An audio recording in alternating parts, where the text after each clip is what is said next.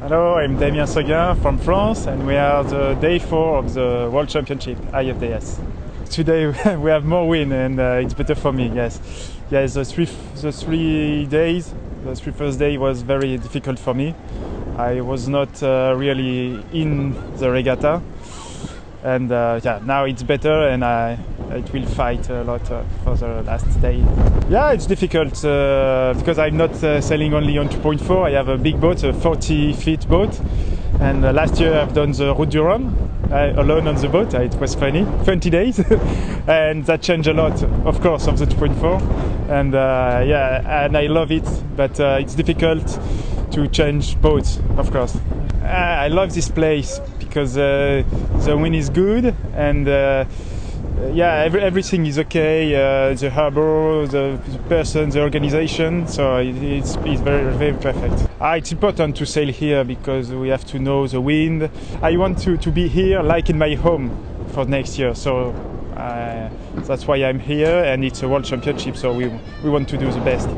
I'm looking for the gold, of course. It will be my third Olympic Games, and I won the gold in Athens, silver in Beijing, and yes, I want to do my best next year. My name is Marcus Lynch, and I coach Alexandra Rickham and Nikki Birrell, GBR Scud team, currently at the IFDS Worlds down in Weymouth.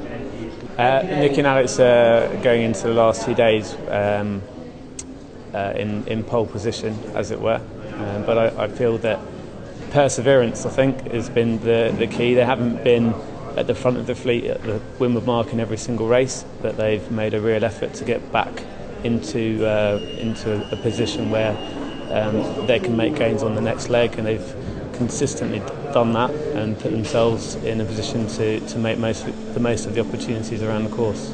We've had a range of conditions through the week for the regatta, and that makes racing in the series really quite interesting. So we've had races that have finished in sort of 2-3 knots, or we've dipped to 2 or 3 knots.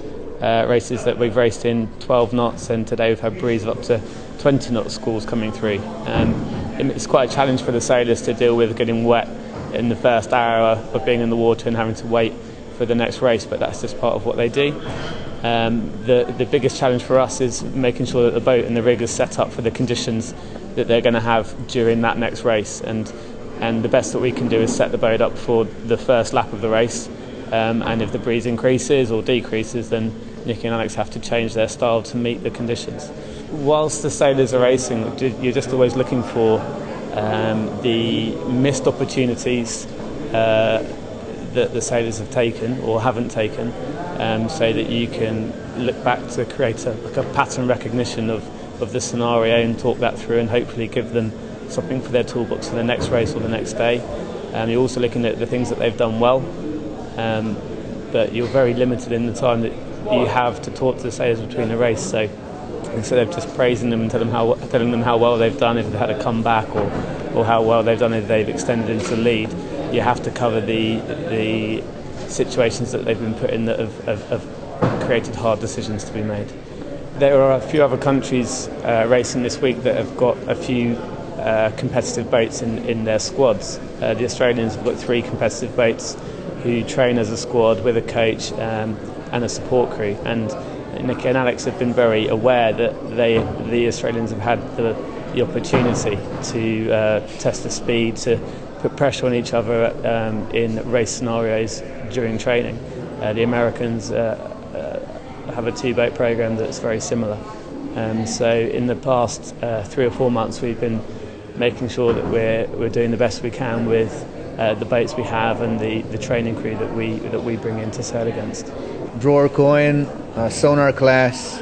I'm the skipper. We're currently 2nd overall, and fighting. Inside the middle is hard.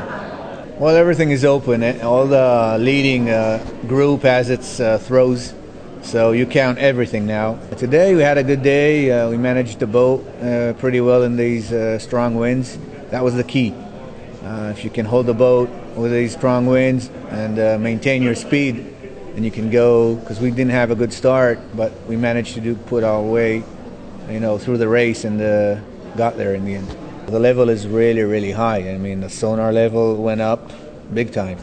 because now, as you said, 8-10 boats can fight on the medals, and it's really hard competition. So when you win against such good rivals, it's a lot of fun. Everybody's fighting, everybody's good, and everybody will try their best. Well, I'm happy for me, happy for Israel, and but it counts in three more races. So we'll talk probably Friday, hopefully us with the gold, and let's see what happens.